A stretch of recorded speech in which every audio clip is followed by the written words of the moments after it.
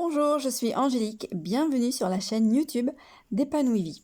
Nous voici partis dans une série de podcasts sur les distorsions cognitives. Nos pensées négatives aboutissent aux distorsions cognitives qui sont des déformations de la pensée. Notre cerveau nous joue bien des tours et la réalité n'est pas toujours celle que l'on croit. Elles nous rendent bien malheureux car nous passons à côté de la réalité. Dans les prochains podcasts, nous allons évoquer la pensée binaire, la généralisation, la dramatisation et tout un tas d'autres distorsions cognitives. Je te laisse découvrir.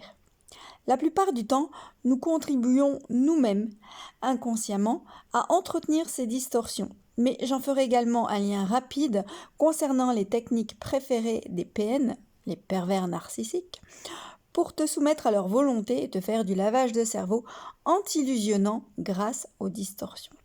Ou bien encore les techniques des personnes toxiques qui te feront sentir mal. Nous en mesurerons les conséquences sur ta vie et bien entendu, je te donnerai des pistes de solutions, c'est le but, pour améliorer ton raisonnement et te créer une vie épanouie. Parmi les distorsions cognitives, voyons aujourd'hui ce qu'est de tirer des conclusions hâtives et négatives. C'est de faire des conclusions hâtives à partir de notre propre expérience, à partir de pensées négatives qui en découlent, que l'on a mises en place, entretenues, à partir de nos propres perceptions, de notre propre interprétation, de ce que l'on a ressenti à ce moment-là, à partir de nos distorsions. En fait, sans vérifier que, on imagine que, on perçoit que, on pense que, on a l'impression que, mais sans jamais vérifier dans les faits exactement, dans son petit coin, tout seul, sans vérifier, on conclut. On peut débusquer cette attitude parce qu'ils utilisent des phrases non factuelles ni concrètes. On utilise le « on m'a dit que » ou bien encore « j'ai l'impression que ». Exemple, ne pas voir que quelqu'un participe à une tâche parce que toi-même tu es occupé ou préoccupé.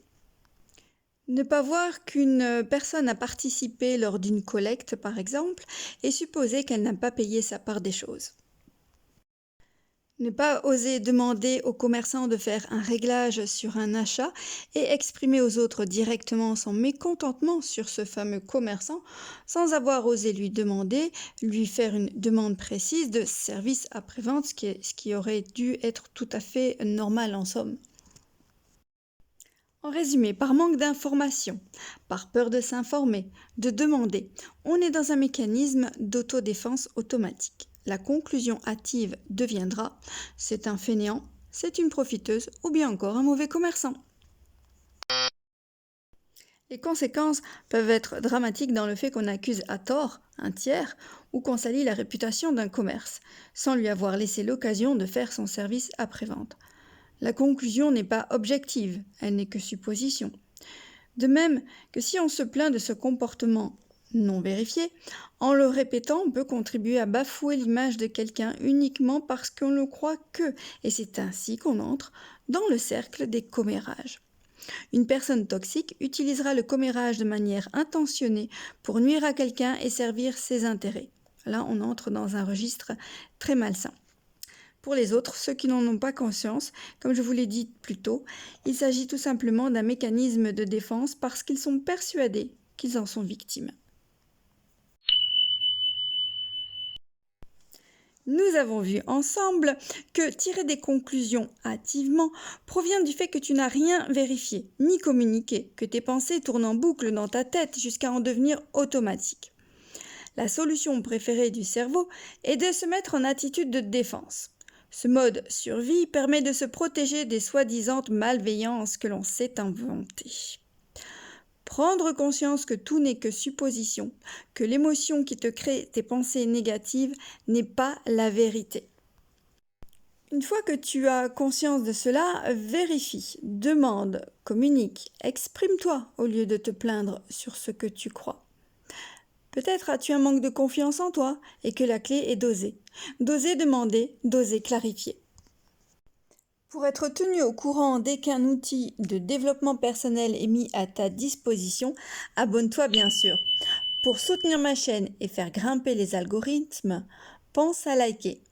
Tous ces outils, ces sources d'informations, fais-en profiter le plus grand nombre en partageant. Je te remercie de contribuer à cette chaîne qui a pour but d'embellir la vie, de devenir une personne plus consciente et épanouie. Bien entendu, ces podcasts ne se substituent pas à une véritable séance de développement personnel individuel et surtout personnalisé. À très bientôt et coach mon vôtre!